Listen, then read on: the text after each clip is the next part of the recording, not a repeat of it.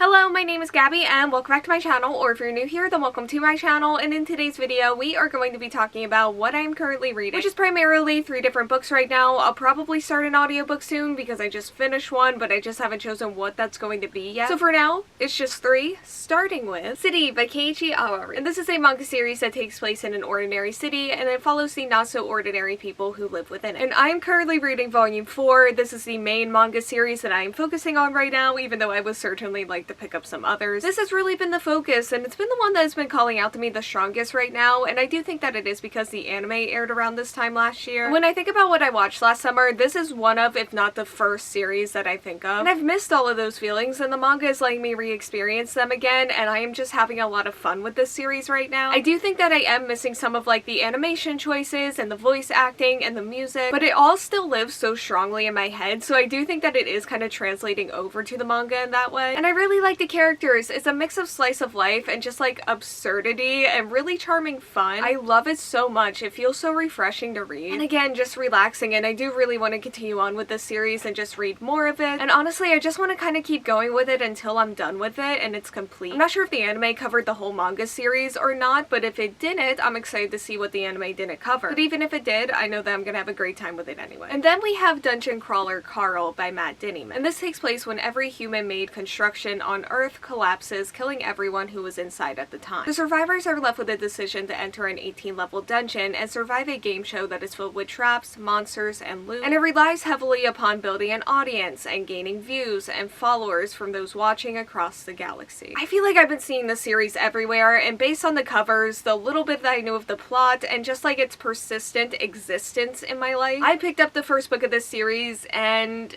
I think that I like it. I think that I'm going to like this series more as I continue on with it, because I've heard that it gets really good. I've heard that it gets into some important topics, and I do think that the world and the setting itself is incredibly interesting. I do want to dive more into that and just explore the inner workings and just fight back with the characters. I just don't really know if I like Carl, which I know it's an ongoing series. I know there's going to be some character growth that happens, hopefully a lot, but there are just things that he's done and said in here that I haven't loved, and really just some things here and there in the story itself that have put me off some. There are elements to the comedy and the writing style that I can see why other people would enjoy and love it, but it just hasn't always worked for me so far. But who knows how I'm gonna feel after like the next 100 or so pages, or even like 20 or 50 or so pages. I do feel like this is on the verge of really clicking for me. It just hasn't yet. I do really like the adventure of it, and again the world, and like the game itself is incredibly interesting. I think there's a lot of potential there, and it makes me excited to keep reading. And then we have Dragonfruit by Makia Lucia. And this is a romantasy inspired by Pacific Island mythology. It follows our main character, who is exiled after her father steals a sea dragon egg meant for an ailing princess. She spends her time studying the sea dragons until one day she encounters a sea dragon that offers her a chance to return home and right a terrible wrong. I'm currently on page 55, and like, I am so happy that I prioritized this summer. Not only has there been a ton of water, but the sea dragons are so incredible and interesting. There have been really beautiful descriptions, but also like gruesome and violent ones as well. It's been a really interesting balance so far, because like the beauty of it makes the gruesomeness all the more jarring, and I really felt it. Like, this book does get dark. I'm also enjoying our main character so far. There are interesting relationships and dynamics that I'm excited to get to see explored further, and I of course want to see more of the dragons. So yeah, I would say that things are really coming together for me here. Like, I went into this book hopeful. I went into it expecting to like it, or at least like really like some elements of it, but this has really exceeded my expectations so far, and hopefully things stay that way because I really like this a lot right now. Okay, so that is everything that I'm currently reading as of right now, at least. Thank you all so much for watching. Like, comment, subscribe, hit the bell, and answer the question that'll be around here